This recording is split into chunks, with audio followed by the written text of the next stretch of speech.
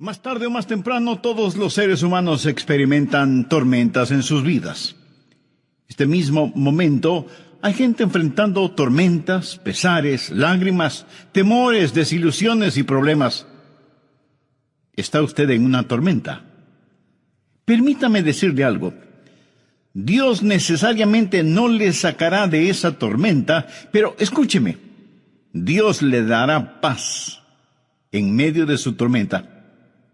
Eso es lo que la palabra de Dios enseña. Por favor, tome la palabra de Dios y busque Juan, capítulo 6.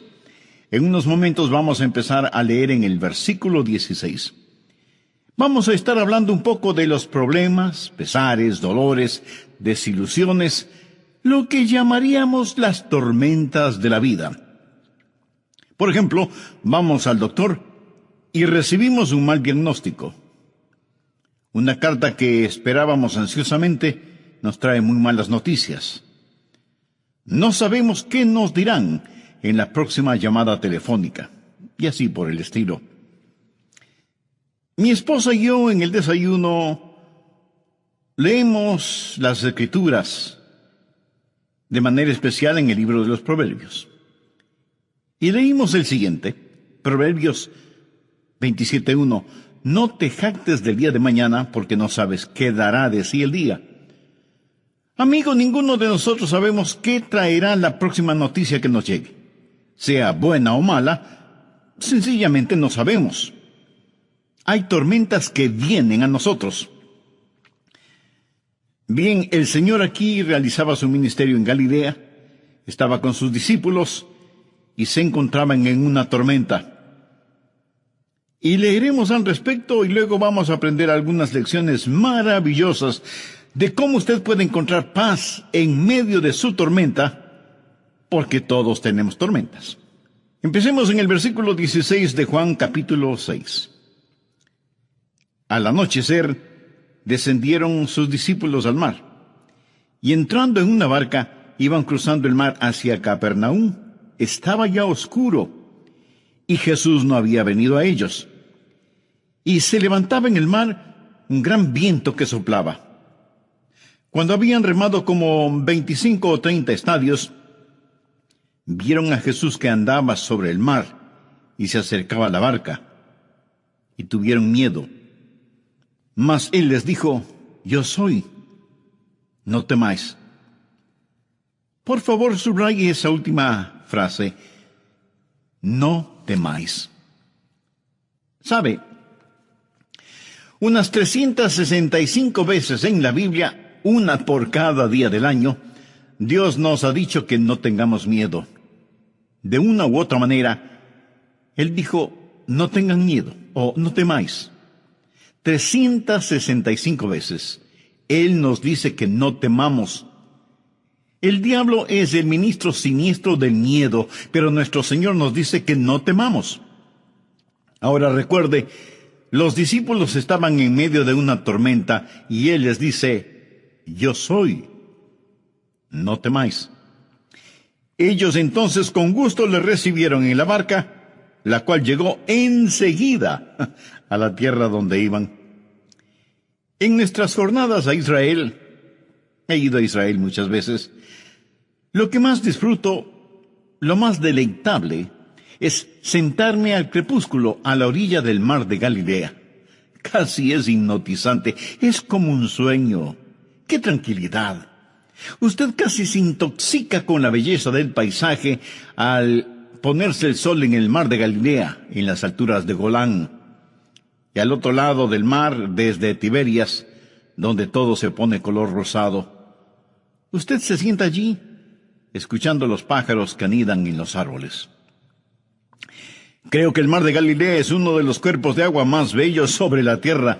Los rabinos antiguos decían que después que Dios creó todos los otros mares, entonces Él creó el de Galilea, solo para Él. Bien, pongamos el trasfondo para este pasaje de la Escritura. Ha sido un hermoso día.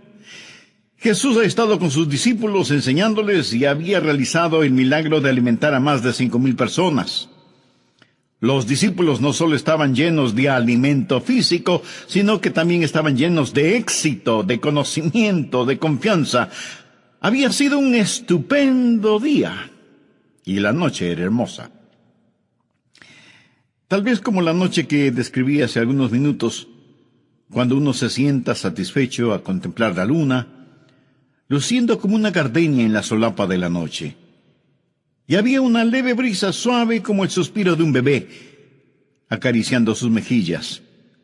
Y los discípulos, experimentados hombres de mar, suben a su barco para cruzar hasta el otro lado del mar, regocijándose de tan estupendo día. Y entonces sucedió así. De repente, el viento comenzó a soplar. Las nubes cubrieron la luna y las estrellas. Y el viento está soplando más y más fuerte. Las olas comienzan a levantarse amenazadoras y el agua del mar comienza a llenar el barco. Y ahora ellos se encuentran en medio del mar. Oscurece. Y el viento es contrario a ellos. Y no pueden ni siquiera ver sus manos frente a sus rostros. Y el mar de Galilea, que había estado tranquilo como un lago dormido, ahora se ha convertido en una peligrosa y mortal trampa. Y estos experimentados marineros se llenan de temor.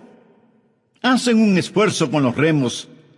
Están ya muy lejos de la playa como para nadar. Las olas rugen y ellos están seguros que van a naufragar. ¿Y dónde está Jesús? ¿Por qué no había venido con ellos? ¿Por qué los había olvidado? Y de pronto lo ven caminando sobre las aguas, pero eso no les causa ninguna alegría. Ahora el temor se transforma en terror. ¿Qué es lo que está sobre las aguas? ¿Es un monstruo marino? ¿Es un fantasma? Y entonces le reconocen, es Jesús, y caminando sobre las aguas. Y Él les habla y les dice, no temáis. En el Evangelio de Mateo dice, tened ánimo, soy yo, no temáis.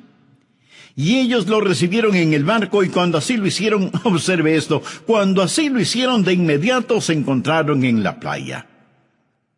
Ahora quiero darles 6 principios. Por favor, anótelos. Esto es lo que usted puede decir cuando está en una tormenta. Primero, estoy gobernado por su providencia. Lo que le sucedió a estas personas aquel día no fue ninguna coincidencia, no fue un error, ni era algo que debía haberse evitado. La tormenta sencillamente no tomó a Jesús por sorpresa. Amigos, si Jesucristo puede caminar sobre el agua, Jesucristo puede ciertamente pronosticar y prever el tiempo. Esto no fue incidental, fue providencial. Ponga al margen Mateo capítulo 14 y versículo 22. La Biblia dice, enseguida Jesús hizo a sus discípulos entrar en la barca. Él les dijo, ustedes deben hacerlo. Era Jesús quien los envió a esa tormenta. Puede ser que Dios ha diseñado su tormenta. Dios ha diseñado su tormenta y si Él no la ha diseñado, escuche, si Él no la ha diseñado, Él ciertamente la ha permitido porque nuestro Dios está en control de todo. Estuve leyendo el Salmo 107, los versos 24 y 25. Dicen, ellos han visto las obras de Jehová y sus maravillas en las profundidades, porque habló e hizo levantar un viento tempestuoso que encrespa sus ondas. ¿Lo ve? Es Dios quien controla los vientos y las olas. Él es quien causa que las tormentas lleguen. Verá, es una teología vacía el decir que si estamos en la voluntad de Dios, vamos a navegar apaciblemente por el mar de la vida, que no tendremos enfermedades, ni penas, ni desilusiones, ni separación, que no habrá muerte en nuestra familia, que no habrá problemas. Como algunos charlatanes lo dicen en televisión, esté bien con Dios, cree en Dios. Envíeme una ofrenda generosa y nunca se enfermará. Todo le saldrá muy bien. Este es el evangelio de la prosperidad, de los carros de lujo, de la tranquilidad financiera. Amigo, hay una palabra muy castiza que describe eso. Engaño. Escuche, vamos a tener dificultades, y lo primero que usted puede decir cuando la dificultad llegue es que la providencia de Dios está sobre todo. Soy gobernado por su providencia. El plan maravilloso de Dios está en efecto, lo que llamamos la providencia de Dios. Ahora, recuerde, Jesús hizo que se embarcaran hacia la tormenta. Ellos estaban en esa tormenta debido a la providencia de Dios. Lo segundo que usted puede decir es, número 2, estoy creciendo por su plan. El plan de Dios es no complacerle. El plan de Dios es ensancharle. Ponga en su margen Salmo 4, versículo 1. Cuando estaba en angustia, tú me hiciste ensanchar. ¿Lo escuchó? Cuando estaba en angustia, tú me hiciste ensanchar. Quiero hacer una pregunta a aquellos de ustedes que han estado por algún tiempo en tribulaciones. ¿Cuándo ha crecido más? ¿Cuando todo estaba bien y navegaba calmadamente? ¿O cuando llegó la tormenta? ¿No creció usted más en la tormenta, en el dolor, cuando estaba aferrado a Cristo y tenía que clamarle? En la Biblia hay las tormentas que corrigen y tormentas que perfeccionan. De hecho, Jonás, quien pasó la noche en un colchón acuático, estaba en una de estas tormentas correctoras. Es decir, él estaba en ella porque estaba fuera de la voluntad de Dios. Él huía de Dios. Y Dios envió una tormenta correctora. Mas hay también tormentas que perfeccionan. Estos discípulos no estaban fuera de la voluntad de Dios. Entonces, ¿por qué estaban en una tormenta? Porque, escuche bien, se vieron en una tormenta porque estaban en la voluntad de Dios. Fue Jesús, nos relata Mateo, quien les hizo entrar en la barca. Estaban en esta tormenta porque obedecían a Jesús. Bien, ¿por qué Jesús querría que ellos estuvieran en una tormenta? Porque Él quería que ellos crecieran. A menudo he compartido estas palabras. Desconozco el autor. Dice, caminé 1 milla con el placer, charlamos todo el camino, pero no me dejó más sabio con todo lo que tenía que decir. Caminé 1 milla con el sufrimiento. Ni una palabra dijo. Pero las cosas que aprendí del sufrimiento, cuando el sufrimiento caminó conmigo. ¿No es eso cierto? Cuando estaba en angustia, tú me hiciste ensanchar. Y alguien dijo que la fe es como un rollo de fotografías. Se revela en la oscuridad. Es cuando aprendemos a confiar en el Señor. Estaba leyendo sobre los israelitas cuando iban hacia la tierra prometida, hacia la tierra de Canaán. Y en la tierra de Canaán había algunos gigantes, hijos de Anac, poseídos por el demonio. Y cuando los 2 espías de Israel fueron a explorar la tierra, al regresar 10 de ellos dijeron, no podemos conquistar esta tierra. Aunque es una tierra de leche y miel, maíz, vino y aceite, granadas, higos y uvas, y tiene montes y valles, está habitada por gigantes y no podremos conquistarla. Pero 2 de los espías dijeron algo diferente. Busque en el libro de Números, Antiguo Testamento, capítulo 14, versículo 9. Por tanto, no seáis rebeldes contra Jehová, ni temáis al pueblo de esta tierra. Ahora, escuche lo siguiente. Porque nosotros los comeremos como pan. Su amparo se ha apartado de ellos, y con nosotros está Jehová, no los temáis. En otras palabras, ellos dijeron, miren, conquistar a esta gente será fácil, será como comer pan, no debemos tenerles miedo. ¿Para qué comemos pan? Pues para tener fortaleza.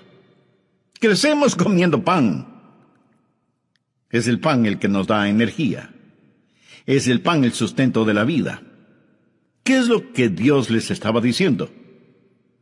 Estas cosas que parecen serán su problema, serán su alimento. Amigo, usted crece cuando se alimenta de estos problemas. Verá, lo que nuestro Señor buscaba no eran debiluchos como discípulos. Él quería que crecieran y permitió que estuvieran en una tormenta para ensancharlos.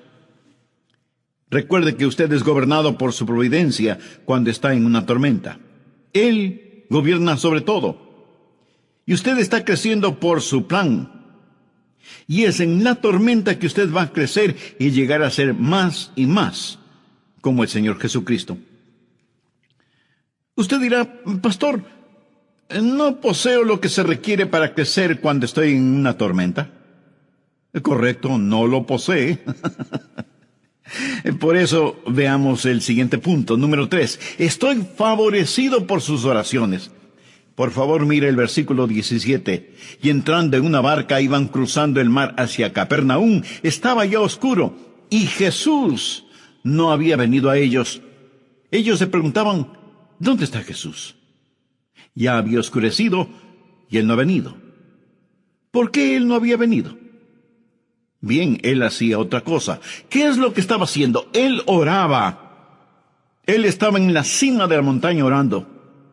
Anote al margen Mateo 14, porque esta historia es relatada de diversas formas en los diferentes evangelios, y la Biblia dice en el versículo 23, despedida la multitud, subió al monte a orar aparte. Escuche, no piense que Él le desampara solo porque no puede verlo cuando está en la tormenta. Él quizás no estará con usted en forma corporal, pero Él está muy consciente de usted. Amo esa canción que dice, así como sus ojos miran al gorrión, sé que Él me mira. Permítame darle otro versículo tomado de los otros evangelios. Anótelo, por favor. Marcos capítulo 6, empezando en el versículo 47. Y al venir la noche, la barca estaba en medio del mar, y Él solo en tierra. Ahora preste atención a lo siguiente.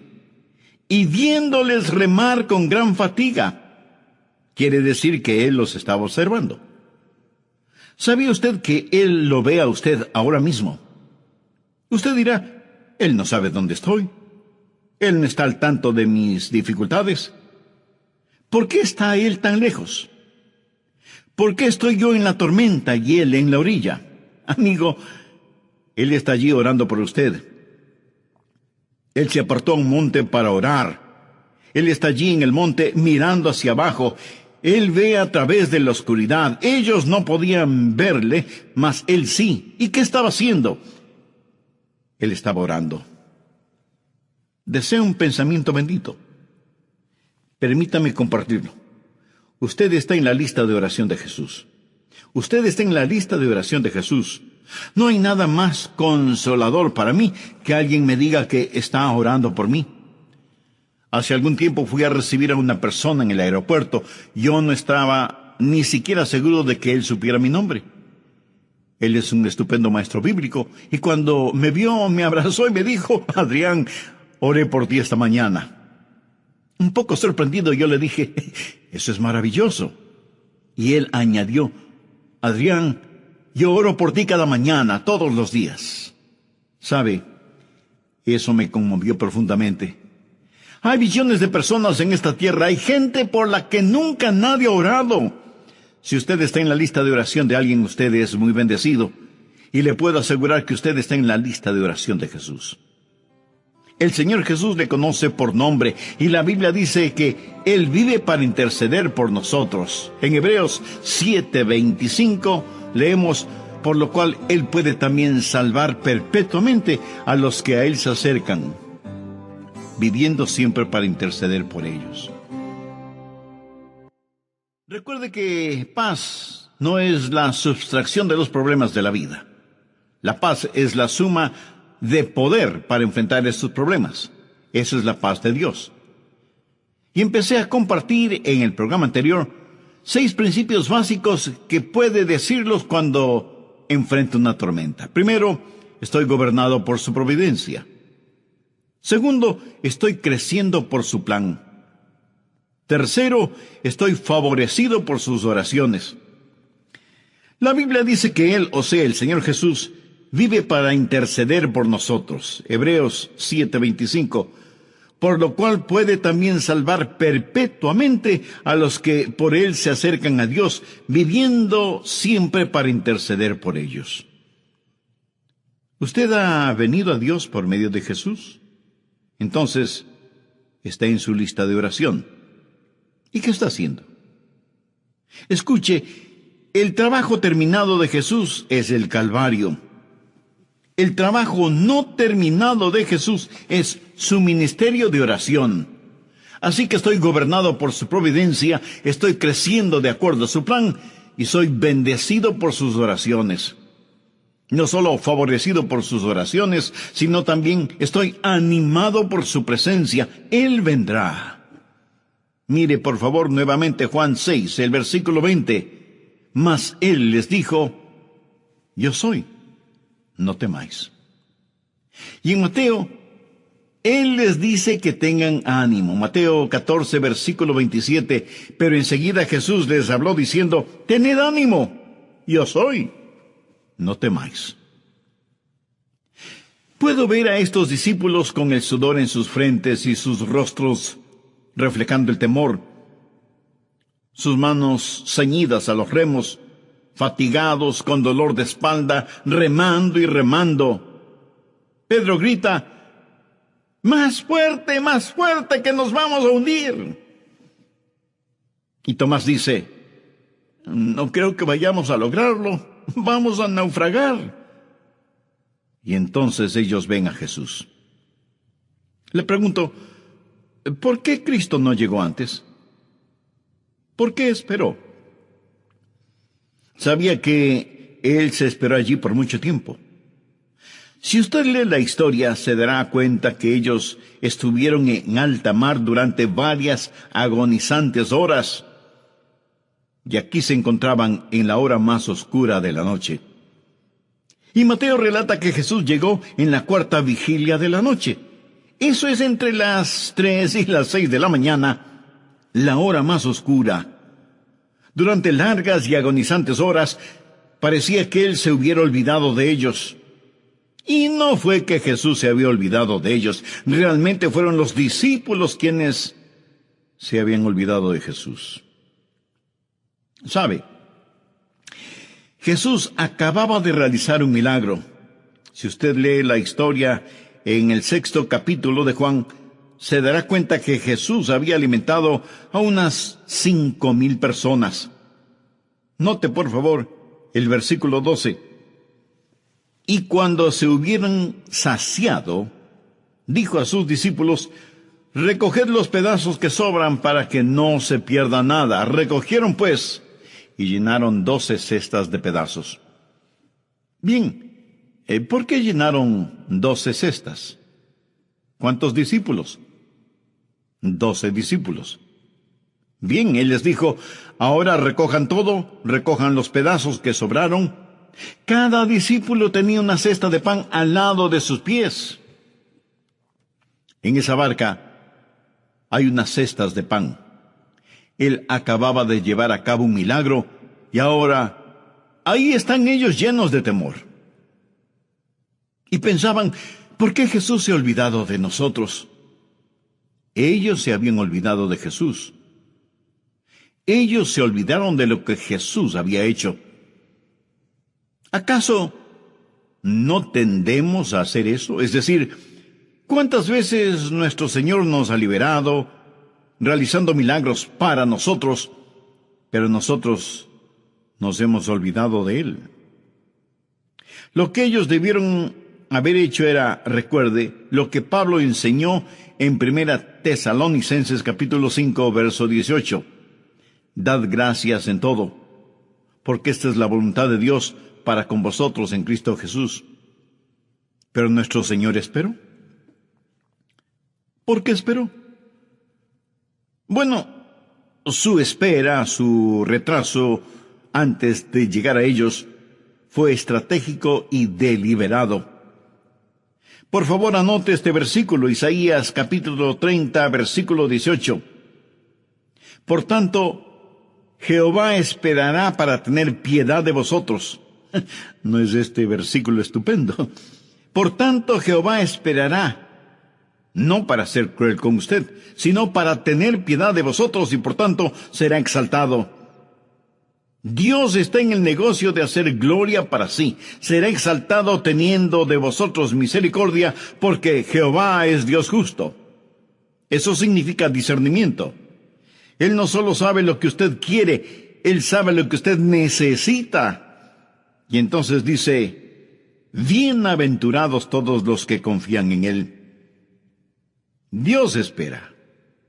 Usted necesita esperar. ¿Y sabe lo que Dios espera?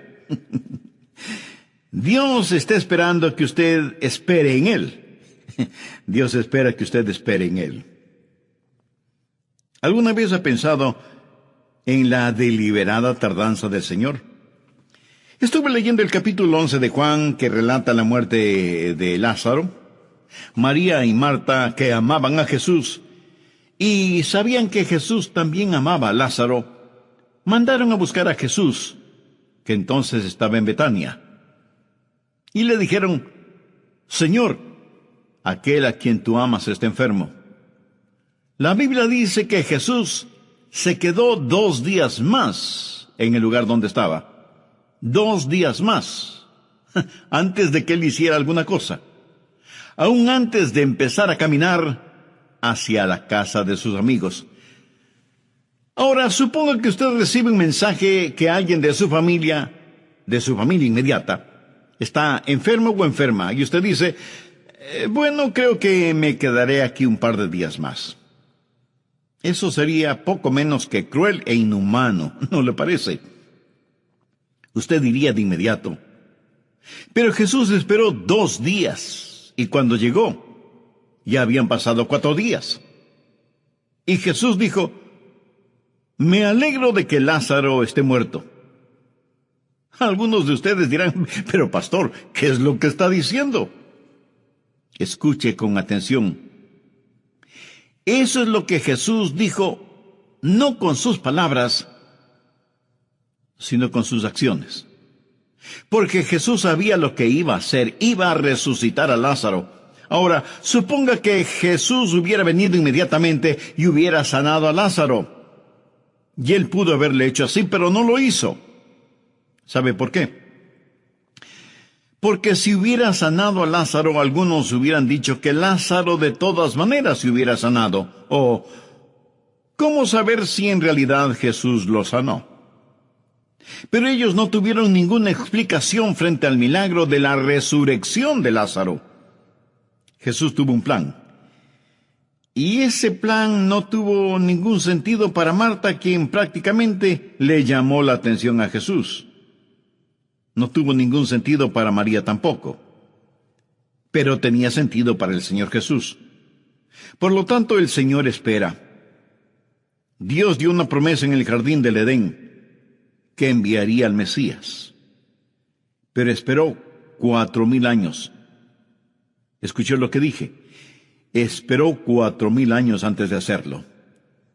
La Biblia dice, cuando vino el cumplimiento del tiempo, Dios envió a su Hijo. Cuando vino el cumplimiento del tiempo. Muchas veces tratamos de cosechar las bendiciones de Dios antes de que maduren.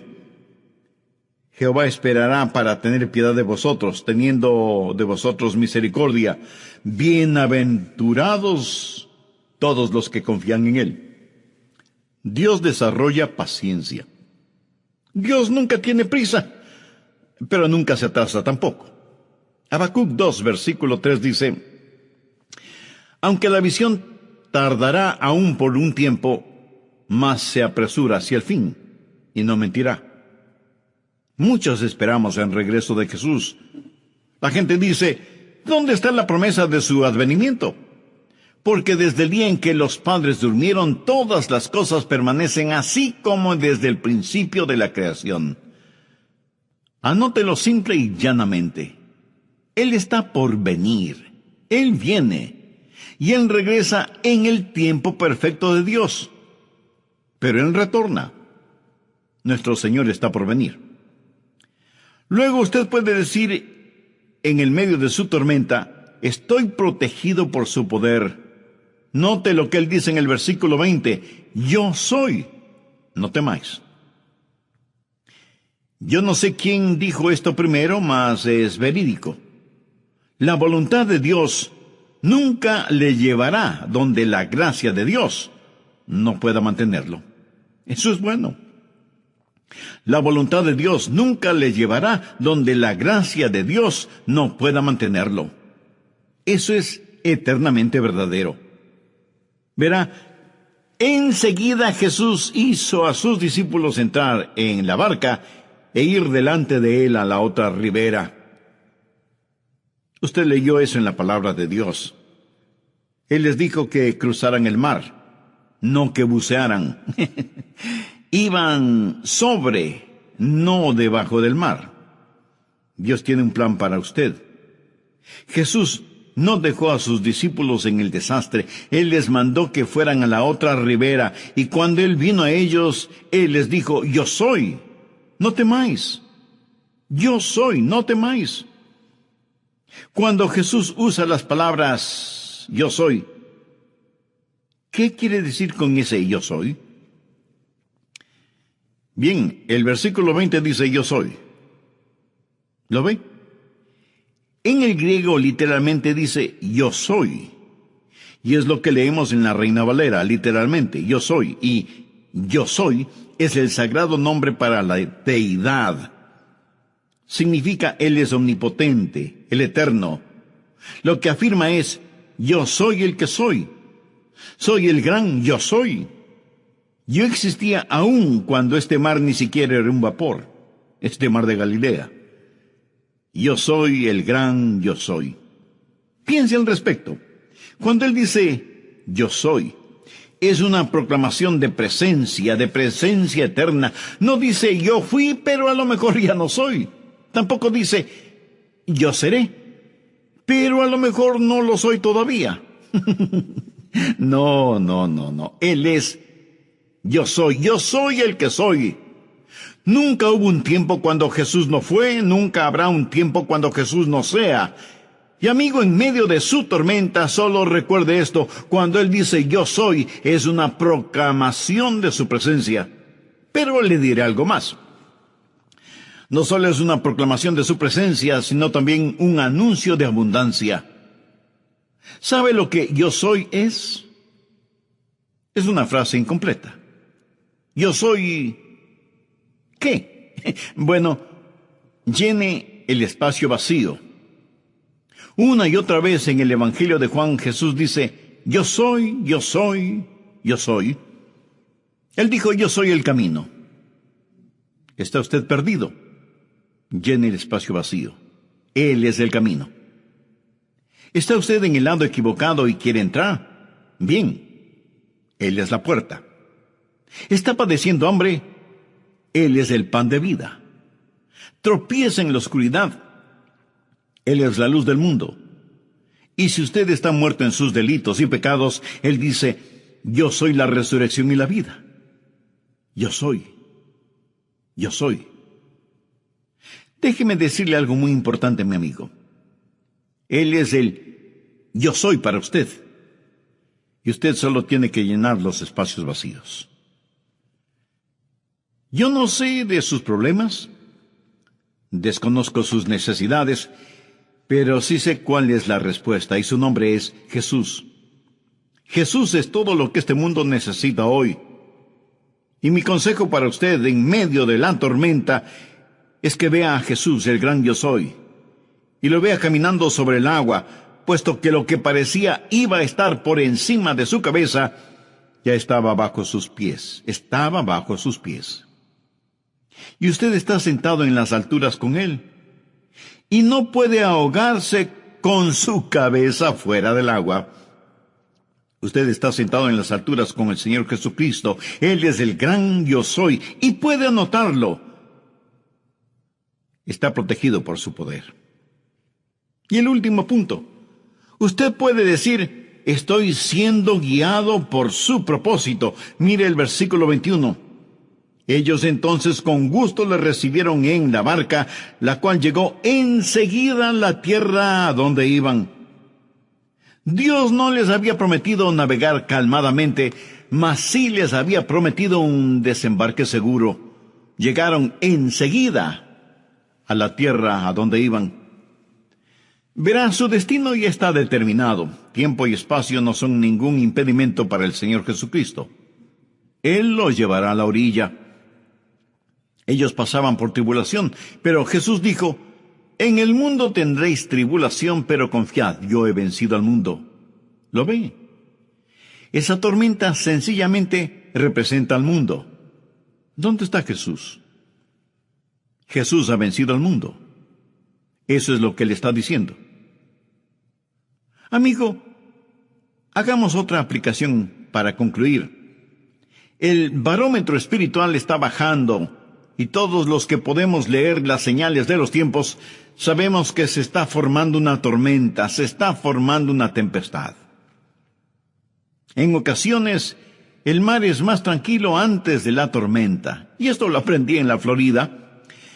Cuando dicen que viene un huracán, usted sale afuera y dice, no puede ser, jamás, nunca. Sin embargo, el barómetro baja y sabe que la tempestad se viene. La Biblia nos lo dice. Amigos, pronto nuestro Señor, que ha estado en el monte de su gloria orando por nosotros, va a levantarse de su trono. Entonces caminar sobre el agua será como un juego de niños. Él descenderá caminando en las nubes, Él regresará en su gloria, y nosotros los que estamos aquí en el mar del tiempo, inmediatamente estaremos en las orillas de la eternidad.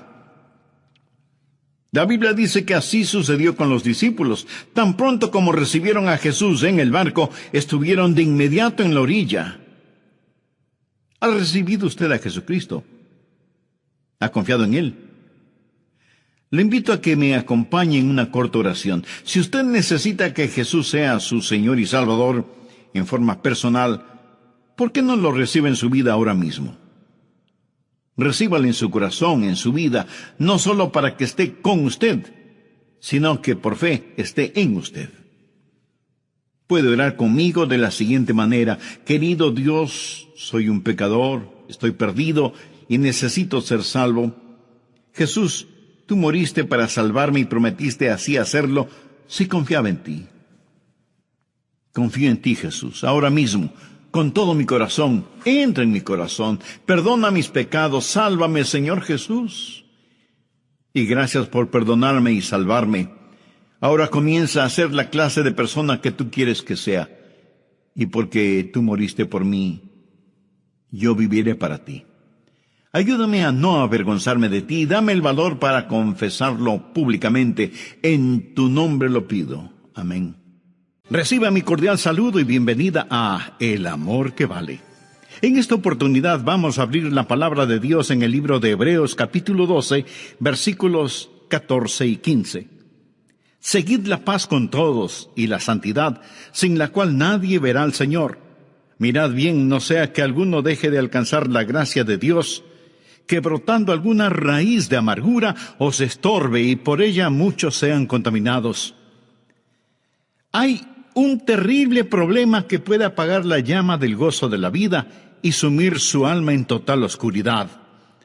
Hay un problema que puede detener el reavivamiento en su iglesia o en su ciudad. Hay un problema que puede causar la ruptura, el divorcio y los argumentos en el hogar. Hay un problema que puede impedir que usted entienda la Biblia. Hay un problema que puede obstaculizar el que usted sea un vibrante, vital y victorioso ganador de almas. Ese problema se llama amargura, el problema de la amargura, la enfermedad de la amargura. En un momento voy a explicar lo que es la amargura, pero creo que la mayoría de nosotros ya sabemos lo que es. ¿Por qué hemos estado junto a personas amargadas? O a lo mejor nosotros mismos somos personas llenas de amargura. Muchas veces una persona que es hostil, una persona que es cáustica, criticona, llena de resentimientos y que en todo se encuentra una falta, una persona llena de enojos es por lo general una persona amargada. Pero muchas veces la amargura no se muestra de esa manera. Algunas veces la amargura se manifiesta en el tipo de personas que por todo lloran, tristes, llenas de autocompasión, melancólicas. A menudo, cuando usted descorre el velo de estas personas, descubrirá que solo son en realidad personas amargadas. Pero también la amargura se mostrará en personas aparentemente tranquilas o sin ningún interés en particular. No participativas, pero interiormente no son más que activos volcanes de amargura. Ese es un problema terrible, doloroso, infernal, la enfermedad de la amargura. Y la Biblia nos previene contra esa plaga. Deseo que entienda que el libro de Hebreos fue escrito para creyentes.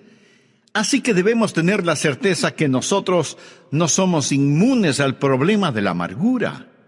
Hay muchos santos amargados, hay muchos creyentes cáusticos, hay muchos hermanos llenos de amargura. Por lo tanto, ponga atención al hablar de la enfermedad de la amargura. Leyendo el texto, lo primero que deseo que vea es lo que llamaré la raíz de la amargura. Leamos Hebreos 12:15. Mirad bien, no sea que alguno deje de alcanzar la gracia de Dios, que brotando alguna raíz de amargura os estorbe y por ella muchos sean contaminados. ¿Cuál es la raíz de la amargura y cómo crece en nuestro corazón y se anida en nuestra vida? Bien, una persona amargada es alguien que ha sido herida.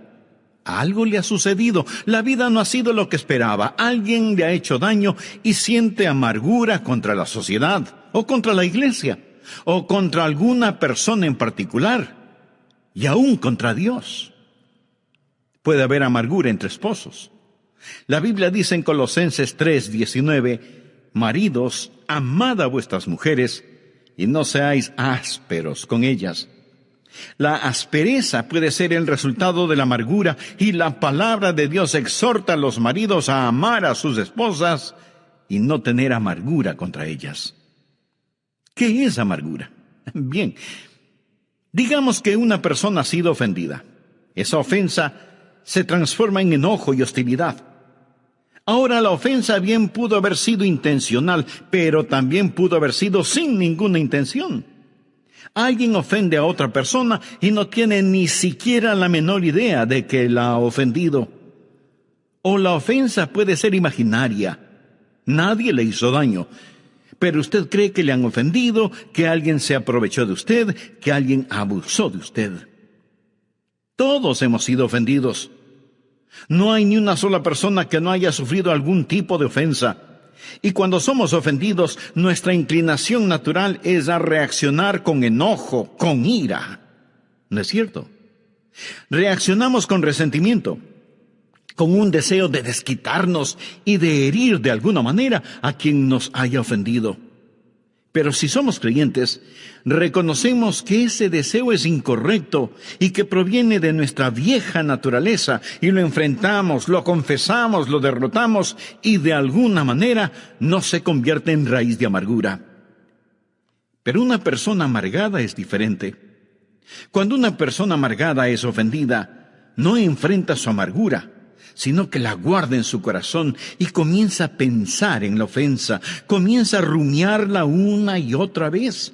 Y para justificar los sentimientos que guarda en su corazón, trata de encontrar otros problemas para razonar sus sentimientos de amargura. Y se vuelve una persona muy negativa. Si alguien le ofende, comienza a observar a esa persona para ver qué faltas o errores le encuentra. Y los encontrará. Porque todos nosotros tenemos fallas y errores. De hecho, usted siempre encontrará aquello que está buscando. Si usted está escuchando este mensaje buscando alguna falta, la encontrará. Si va a una iglesia evangélica buscando qué criticar, le aseguro que lo encontrará. Pero si usted escucha este programa o va a la iglesia buscando una bendición, le aseguro que usted encontrará esa bendición, porque por lo general siempre encontraremos aquello que buscamos. Una persona amargada, una persona que ha sido ofendida, empezará a buscar cosas negativas y las encontrará. Y mientras más encuentra, más se confirma en su amargura. Déjeme decirle algo más acerca de una persona amargada, de un creyente cáustico, de un santo desabrido.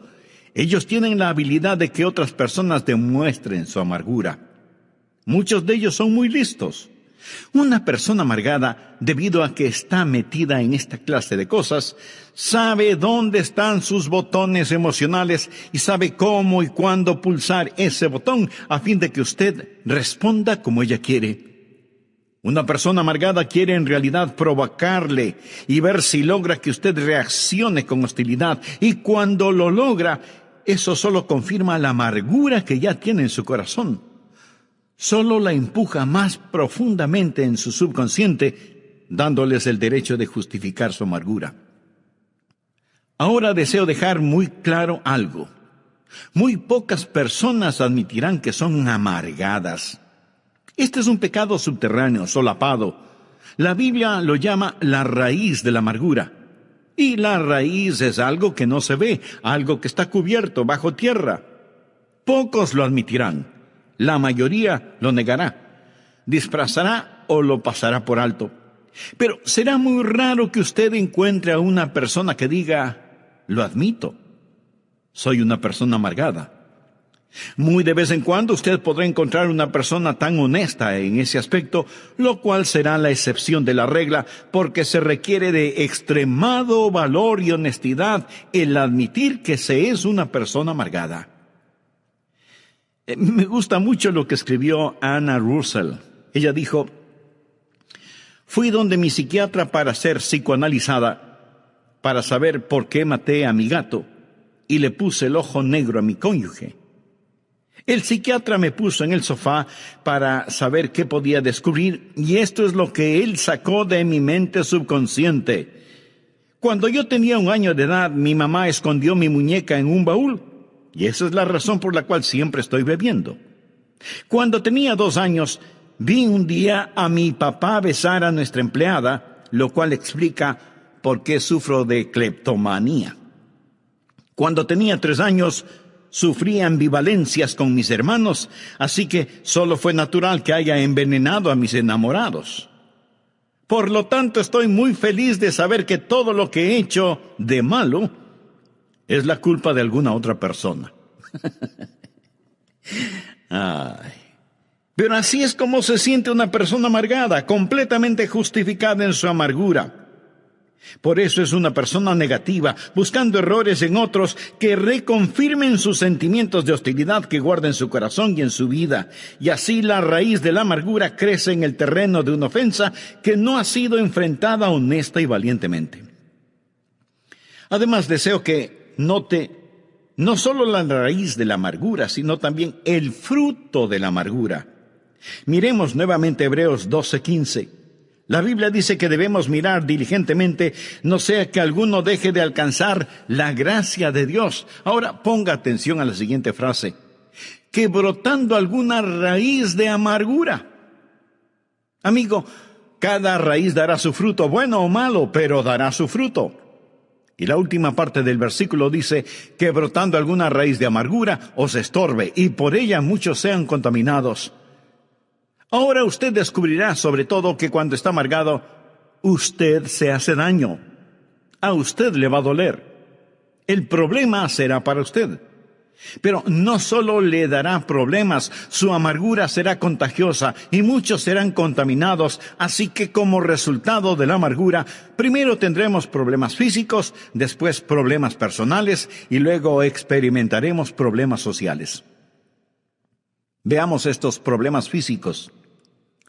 La Biblia dice que esta raíz de amargura le dará problemas. El doctor Macmillan, doctor en medicina, escribió el libro Ninguna de estas enfermedades.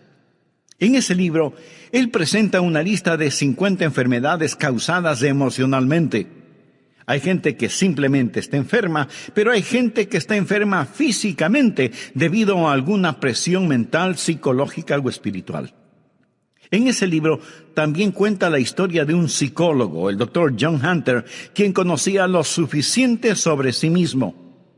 El Dr. Hunter dijo lo siguiente: estoy en las manos de cualquier sinvergüenza que logre enojarme. El hombre que me haga tener iras me matará. Él sabía acerca de la condición de su corazón. Y él dijo que la persona que le hiciera enojar lo mataría. Más tarde, en una reunión de médicos, un hombre dijo algo injusto en contra del Dr. Hunter, y esto provocó el enojo del Dr. Hunter. Él se puso de pie y con palabras vengativas castigó al hombre que había hablado en su contra, y cayó muerto. Él había profetizado su propia muerte. Él sabía que los vasos sanguíneos, al contraerse por la presión causada por la ira, podrían matarlo. Se podría decir que se suicidó al permitirse sentir iras. Ahora, pudiera ser que usted no sea afectado en esa forma particular. Y tampoco estoy diciendo que cada persona enferma sea una persona amargada, pero sí digo que cada persona amargada, si es que no enfrenta honestamente su amargura, terminará más enferma de lo que debiera. Ponga atención. Hay las consecuencias físicas, los problemas físicos. La Biblia dice que lo molestarán. Pero no solo los problemas físicos, sino también los problemas psicoemocionales. El Dr. Macmillan dice que cuando usted permite que alguien lo enoje, cuando siente amargura contra alguien, usted se vuelve esclavo de esa persona, se vuelve esclavo de la persona que consigue enojarlo. El Dr. Macmillan dice textualmente lo siguiente, y lo leo: el momento que empiezo a odiar a un hombre, me vuelvo su esclavo. Ya no puedo gozar de mi trabajo porque él controla mis pensamientos. Mi resentimiento produce muchas más hormonas del estrés en mi cuerpo y me siento fatigado con solo unas pocas horas de trabajo. El trabajo que antes me complacía ahora es aburrido y cansado. Aún las vacaciones han dejado de complacerme. Pudiera ser que maneje un carro de lujo por la orilla de un lago adornado por la belleza de los árboles otoñales. En lo que a mi experiencia de placer se refiere, bien podría estar manejando una carreta en medio de la lluvia y el lodo. El hombre que odio me persigue donde quiera que voy. No puedo escapar de su garra tiránica en mi mente. Cuando me sirven un jugoso filete con papas fritas, espárragos, ensalada fresca y un pedazo de pastel de frutillas con helado, bien podría ser un pedazo de pan guardado y agua. Mis dientes mastican el alimento, lo trago, pero el hombre que odio no me permite disfrutarlo. El rey Salomón debió tener una experiencia similar cuando escribió: mejor es la comida de legumbres donde hay amor que de buey engordado donde hay odio. El hombre que odio puede estar a miles de kilómetros de mi dormitorio, pero con más crueldad que un capataz de esclavos, latiga mis pensamientos con tal frenesí que los resortes de mi colchón se vuelven una tortura. El más bajo de los hombres puede dormir, menos yo. Realmente debo reconocer el hecho de que soy un esclavo de cualquier hombre sobre el que derramo el vaso de mi ira. Amigo, en el grado en que usted mantenga resentimiento contra alguien, en ese mismo grado usted se esclaviza de esa persona. Así que hay problemas físicos, anótelo. Hay problemas emocionales, anótelo. Hay problemas espirituales, anótelo también. Hebreos 12:14 dice: seguid la paz con todos y la santidad, sin la cual nadie verá al Señor. Usted no puede tener santidad y pecaminosidad en su corazón al mismo tiempo. No puede hacerlo. La Biblia menciona que debemos estar en paz con todos los hombres y buscar la santidad. Todo esto en una sola frase. Amigo, ponga atención. Habrá la presencia de problemas personales, pero también habrá la contaminación social. La parte final de Hebreos 12:15 dice, y por ella, o sea, la amargura, muchos serán contaminados. La amargura empieza una reacción en cadena. Vamos por un momento a Efesios capítulo 4. Este es un pasaje muy importante de las Escrituras. Leamos lo que dice el versículo 26. Airaos, pero no pequéis. Y quiero decir que el enojarse no siempre es pecado. Jesús fue motivado a enojo por los mercaderes en el templo. Jesús fue movido a enojo algunas veces por la falta de caridad de los fariseos. Pero su enojo fue un enojo justo. Su ira fue correctamente dirigida y canalizada y usada apropiadamente. El enojo de Jesús no fue el producto de la amargura, porque él nunca se enojó por lo que le hicieron personalmente. Airaos, pero no pequéis. Alguien preguntará, entonces, pastor, ¿cuándo es pecado el enojo? Escuche la segunda parte de Efesios 4:26. No se ponga el sol sobre vuestro enojo. Eso es, cuando su enojo se transforme en amargura. Pero, ¿qué significa no se ponga el sol sobre vuestro enojo? Sobre su enojo. Cuando usted empieza a vivir con enojo, cuando nutre ese enojo, alimenta ese enojo, se complace con ese enojo y se va a la cama enojado y se despierta enojado. O sea, en verdad, el sol se pone sobre su enojo. ¿Y entonces qué hace?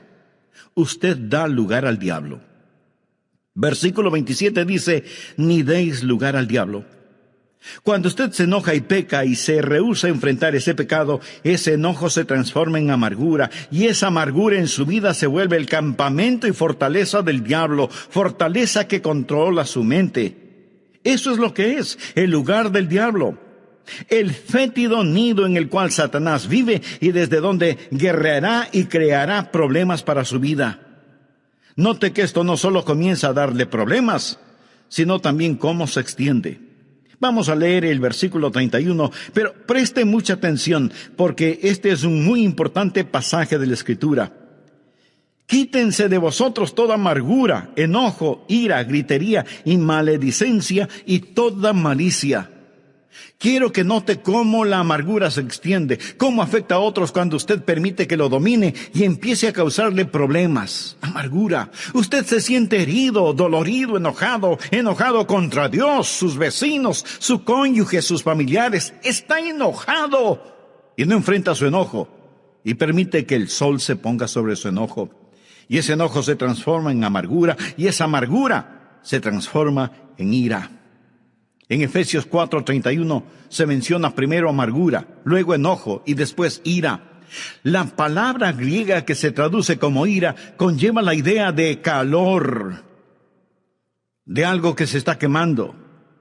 Es como tener un tarro con trapos llenos de aceite, prenderle fuego, poner ese tarro en un cuarto y cerrar la puerta. Así es la ira, un lento pero intenso fuego interno. Amargura que se transforma en enojo, enojo que se transforma en ira, y la ira tiene su resultado. ¿Alguna vez lo ha sentido? Si usted es una persona normal, lo habrá sentido. Una manifestación externa es explosiva.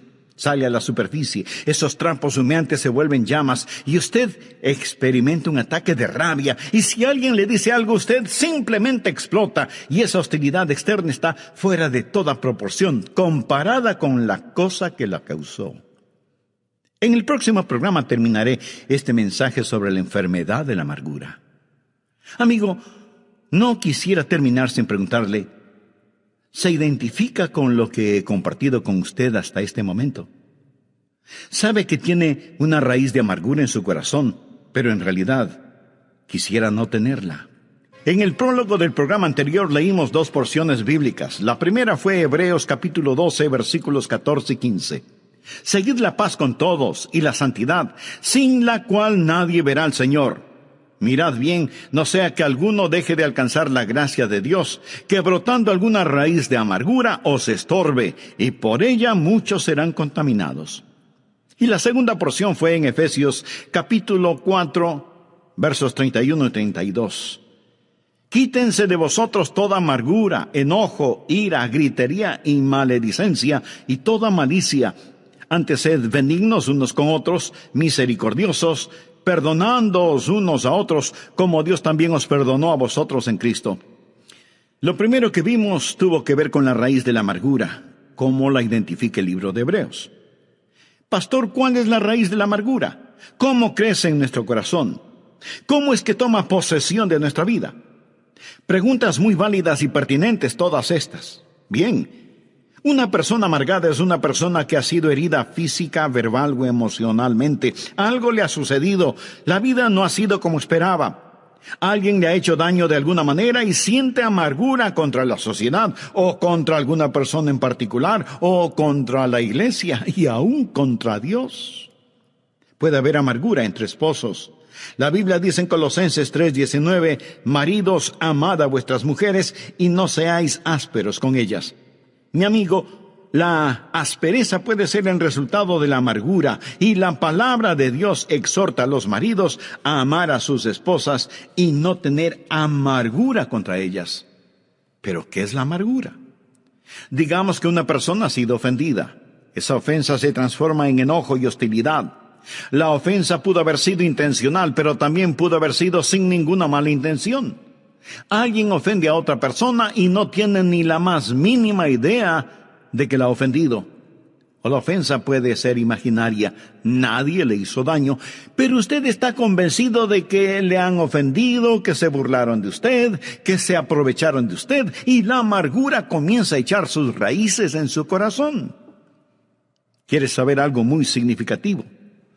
Todos hemos sido ofendidos en mayor o menor grado alguna vez en nuestra vida, y eso seguirá sucediendo. No hay ni una sola persona en el mundo que no haya sufrido algún tipo de ofensa, y esto sucede en todas las razas y en todos los niveles. Y cuando somos ofendidos, nuestra inclinación natural es a reaccionar con enojo, con ira. ¿No es verdad? Reaccionamos con resentimiento, con deseos de desquitarnos y de herir de alguna manera a quien nos haya ofendido. Pero si somos creyentes, reconocemos que ese deseo es incorrecto y que proviene de nuestra vieja naturaleza, y lo enfrentamos, lo confesamos, lo derrotamos, y así no se convierte en raíz de amargura. Pero una persona amargada es diferente. Cuando una persona amargada es ofendida, no enfrenta su amargura, sino que la guarda en su corazón. Y comienza a pensar y pensar en la ofensa. Y para justificar los sentimientos que guarda en su corazón, trata de encontrar otros problemas para justificar sus sentimientos de amargura. Y comienza a observar a la persona que le ofendió para ver qué faltas o errores le encuentra. Y le aseguro que los encontrará, porque todos nosotros tenemos fallas y errores. De hecho, usted siempre encontrará aquello que está buscando. Si usted está escuchando este mensaje buscando alguna falta, la encontrará. Si va a una iglesia evangélica buscando qué criticar, le aseguro que lo encontrará. Pero si usted escucha este programa o va a la iglesia buscando una bendición, le aseguro que usted encontrará esa bendición, porque por lo general siempre encontramos aquello que buscamos, ya sea bueno o ya sea malo. Note que la palabra de Dios no solo habla de la raíz de la amargura, sino también de el fruto de la amargura. Hebreos 12:5 dice que debemos mirar diligentemente, no sea que alguno deje de alcanzar la gracia de Dios. Ahora ponga atención a la siguiente frase: que brotando alguna raíz de amargura os estorbe, y por ella muchos sean contaminados. Usted descubrirá, sobre todo, que cuando está amargado, usted se hace daño. A usted le va a doler. El problema será para usted. Pero no solo le dará problemas, su amargura será contagiosa y muchos serán contaminados. Así que, como resultado de la amargura, primero tendremos problemas físicos, después tendremos problemas emocionales y luego problemas personales y aún problemas sociales. En el grado en que usted mantenga resentimiento contra alguien, en ese mismo grado usted se esclaviza de esa persona, porque en su enojo usted estará más pendiente de lo que suceda en la vida del que le ofendió que en su propia vida. Hebreos 12:14 dice: seguid la paz con todos y la santidad, sin la cual nadie verá al Señor. Usted no puede tener santidad y pecaminosidad al mismo tiempo, no puede hacerlo. La Biblia menciona que debemos estar en paz con todos los hombres y buscar la santidad. Todo esto en una sola frase. Efesios 4:26 dice, airaos, pero no pequéis, no se ponga el sol sobre vuestro enojo. ¿Qué significa eso? Habla sobre el enojo. Cuando usted empieza a vivir con enojo, cuando nutre ese enojo, alimenta ese enojo, se complace con ese enojo, se va a la cama enojado y se despierta enojado. O sea que en verdad el sol se pone sobre su enojo. ¿Y entonces qué sucede? Efesios 4:27 tiene la respuesta. Ni deis lugar al diablo. Cuando usted se enoja y peca y se rehúsa a enfrentar ese pecado, ese enojo se transforma en amargura, y esa amargura en su vida se vuelve el campamento y fortaleza del diablo, fortaleza que controla su mente. Eso es lo que es el lugar del diablo, el fétido nido en el cual Satanás vive y desde donde guerreará y creará problemas en su vida. Esto no solo comienza a darle problemas a usted, sino que también se extiende como una contaminante mancha de aceite. Quiero que note cómo la amargura se extiende, cómo afecta a otros cuando usted permite que lo domine y empiece a causarle problemas. Enojado contra Dios, su cónyuge, sus familiares, sus vecinos, no enfrenta su enojo y permite que el sol se ponga sobre su enojo. Enojo que se transforma en amargura, amargura que se transforma en ira. En Efesios 4:31 encontramos las palabras amargura, enojo, ira, gritería, maledicencia y malicia. Ya hemos visto el significado de amargura, enojo e ira. La palabra griega que se traduce como ira conlleva la idea de calor, de una temperatura intensa e interna. Cuando usted se enoja, comienza a quemarse muy lentamente en su interior. La ira es un lento pero intenso fuego interno. ¿Alguna vez lo ha sentido? Si usted es una persona normal, lo habrá sentido. Amargura que se transforma en enojo, enojo que se transforma en ira, ira que tiene una manifestación externa, explosiva, y esa hostilidad externa estará fuera de toda proporción comparada con la cosa que la causó. Luego tenemos gritería. Eso es cuando usted desata su lengua. Y gritería significa cuando nuestra ira no solo es física, sino también vocal. Usted entra en una competencia verbal. Comienza una guerra de palabras con dureza, con rencor. Deja que el argumento llegue a su punto de ebullición para dar el siguiente paso. Y este es terrible porque es la maledicencia. Ya no solo es la gritería o los argumentos, sino también los insultos. Usted quiere vilipendiar, difamar a la otra persona.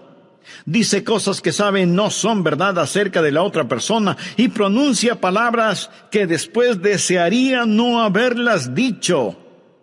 Te odio. Me arrepiento de haberme casado contigo. Ojalá te mueras. Vete al infierno. La maledicencia de nuestras lenguas descontroladas. Le damos lugar al diablo. Nos amargamos. Nuestra amargura se torna en enojo y el enojo se transforma en ira. De la ira pasamos a la gritería y de la gritería a la maledicencia. Y luego esa maledicencia se torna en algo peor, malicia. Lo cual significa, yo quiero hacerte daño. Yo quiero hacerte mal. Yo quiero herirte. Y nos llenamos de malicia. Por eso es que la Biblia en Hebreos 12:15 nos dice, mirad bien, no sea que alguno deje de alcanzar la gracia de Dios, porque brotando alguna raíz de amargura os estorbe, y por ella muchos sean contaminados. Raíz de amargura en lo físico, lo emocional, lo espiritual. Pero no solo será su problema personal, sino que muchos serán contaminados. Esto es un cáncer en el hogar, en la iglesia, en la sociedad, en los negocios. Muchos son contaminados por esta raíz de amargura. Finalmente, deseo que vea no solo la raíz de la amargura, no solo el fruto de la amargura, sino también la búsqueda de la amargura. Volvamos a Hebreos 12:15 y verá por qué dije la búsqueda de la amargura. Dice la Biblia, que debemos estar mirando diligentemente, no sea que alguno deje de alcanzar la gloria de Dios, porque brotando alguna raíz de amargura os estorbe. La raíz está debajo de la tierra. Usted tiene que buscarla, tiene que seguirle el rastro. Y mientras yo estoy dando este mensaje, algunos de ustedes estarán pensando, ojalá que toda esa gente amargada esté escuchando al pastor. Usted no necesita este mensaje, ¿verdad? Déjeme decirle algo. Pudiera ser que el Espíritu Santo de Dios quiera hacer una cirugía radical en usted este día y llegar a lo profundo y revelarle algo acerca de usted que a lo mejor ni usted mismo lo sabía. Tal vez regresar a su niñez, a la raíz de su amargura. Usted necesita buscar la raíz de su amargura por 3 razones. Primero, necesita buscarla para reconocerla. Cuando la reconoce, cuando ha hecho un diagnóstico apropiado de la misma, ha hecho algo realmente bueno.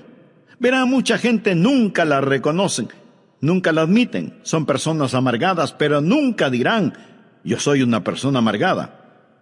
Y esconden su amargura detrás de una máscara. Un pastor y uno de los diáconos fueron a jugar golf un día, y el diácono le dijo, pastor, usted es la persona más ecuánime que he conocido. Siempre está sonriendo. Cuando yo lanzo mi bola al agua o la envío a la arena o cuando hago un lanzamiento desafortunado, no puedo evitar el demostrar mi disgusto. Pero usted comete los mismos errores que yo y sin embargo continúa sonriendo. Y el pastor le contestó, sí, lo sé. Pero ¿has notado que donde escupo la hierba se seca? Reconocer la amargura, reconocerla. Algunas veces la puede ocultar tras una máscara. Una de las peores cosas que puede pasar en el campo de la amargura es cuando usted, siendo miembro activo de una iglesia sólida, cristiana, evangélica, guarda amargura en su corazón, porque sabe lo que sucede. Cuando usted externamente vive una buena vida, pero interiormente está lleno de amargura, esa vida externa es solo una forma de podar las ramas, mientras fortalece la raíz. Y mientras más poda las ramas, más fortalece la raíz. Y mientras más hace estas cosas aparentemente buenas exteriormente, pero no enfrenta radicalmente la raíz del problema, pronto se verá en peores problemas y muchos más serán contaminados. Así que necesita buscar la raíz y reconocerla. Luego tiene que removerla, tiene que sacarla. Y solo hay una cosa que sacará esa raíz de amargura: el perdón que usted otorga a la persona que le ha hecho daño. Al respecto, quiero que usted vea lo que la palabra de Dios dice en Efesios 4, versículos 31 y 32. Quítense de vosotros toda amargura, enojo, ira, gritería y maledicencia y toda malicia. Antes sed benignos unos con otros, misericordiosos, perdonándoos unos a otros, como Dios también os perdonó a vosotros en Cristo. La única forma en que usted puede remover su amargura es perdonando completa, libre y voluntariamente a la persona que le ha hecho daño. Algunos dirán, pero pastor, eso no es justo. Ellos merecen mi ira.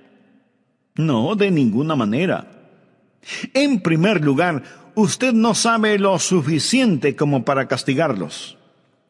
Mía es la venganza, yo pagaré, dice el Señor. Pero le diré algo más, mi amigo. Su amargura le hará más mal a usted que a los demás. Y el modelo para saber perdonar es Dios mismo, porque Dios le perdonó a usted. Sed benignos unos con otros, misericordiosos, perdonándoos unos a otros, como Dios también os perdonó a vosotros en Cristo. La gracia de Dios nos capacita para hacerlo.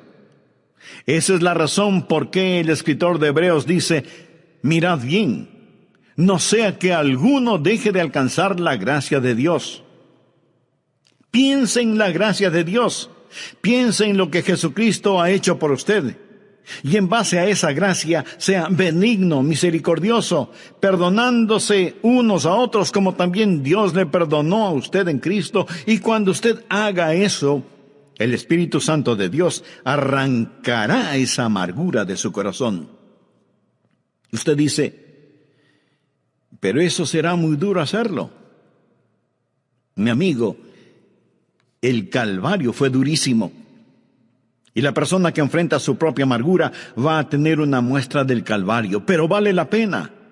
La Biblia dice, refiriéndose a Jesús, el cual por el gozo puesto delante de él sufrió la cruz. Él sufrió por el gozo de perdonarnos, y nosotros podemos sufrir por el gozo de perdonar a otros. Mark Twain dijo que el perdón es la fragancia que queda en el pie del que pisa una violeta. Hermosa definición. Usted pregunta, ¿cuando perdono significa la desaparición de esas memorias? No, ellas permanecerán, pero será algo totalmente diferente. Alguien lo dijo de la siguiente manera: la avispa del recuerdo puede volver a volar, pero el aguijón de su amargura ha sido quitado. Usted lo recordará psicológicamente, pero el aguijón ya no existe porque usted lo ha puesto bajo la sangre del Calvario. Por eso usted es benigno, misericordioso, perdonador, porque Dios en Cristo le perdonó a usted. Buscar y reconocer y remover. Pero ahí no termina el asunto, porque la secuencia es buscar, reconocer, remover y reemplazar. Ahora adquiere tremendo significado Hebreos 12:14. Seguid la paz con todos y la santidad. No es suficiente el eliminar la amargura. Debemos querer estar en paz con nuestros hermanos y hermanas. Debemos anhelar estar reconciliados. Debemos ansiar el amor de Dios en nuestros corazones. Edwin Markham fue un gran poeta. Vivió una vida plena hasta cuando pensó que ya era tiempo de jubilarse. Tenía una considerable suma de dinero para ese propósito, pero cuando cumplió sus 60 años y listo para jubilarse, descubrió que su amigo banquero le había defraudado, le robó su dinero, y lo que él pensó que tenía en el banco ya no lo tenía. Ahí estaba un hombre listo para su retiro, pero sin un solo centavo, y se llenó de amargura. ¿Cómo su amigo pudo haberle hecho tal cosa? Y cada día se amargó más y se volvió criticón, malhumorado y pendenciero, lleno de desprecio y venganza, y pensó en regresar a trabajar, pero ya no pudo hacerlo. Se sentaba junto a su escritorio para escribir sus poemas, pero la inspiración no venía y su corazón estaba cerrado. La llama del gozo se había extinguido de su vida, y en lo único que podía pensar era en el amigo que le había defraudado, en el hombre que le había hecho daño. ¡Cuán terrible era todo! Y Edwin Markham se volvió más y más amargado. Él escribió lo siguiente: me sentaba junto a mi escritorio, haciendo garabatos en un papel y pensando en ese hombre que me había hecho daño. Un día el Espíritu Santo de Dios me dijo: Markham, si no enfrentas tu amargura, ella te arruinará. No te puedes dar el lujo de pagar el precio que estás pagando, debes perdonar. Y Markham contestó: oh mi Dios, lo haré. Voluntariamente perdono. Y la raíz de su amargura fue arrancada. El gozo comenzó a fluir nuevamente, y entonces él pudo escribir las siguientes palabras: Dios me circundó para sacarme, hereje y rebelde como fui, pero tuve la voluntad para ganar, y tracé un círculo alrededor mío, incluyéndole a él, a Dios. Pudiera haber alguien que le ha dejado a usted afuera, pero quiero que tome el amor de Dios y se lo presente a esa persona. Tráigala al amor de Dios, porque Dios en Cristo hizo lo mismo por usted. Amigo, escúcheme. Cuídese de que ninguna raíz de amargura estorbe su vida, ni contamine la vida de los demás.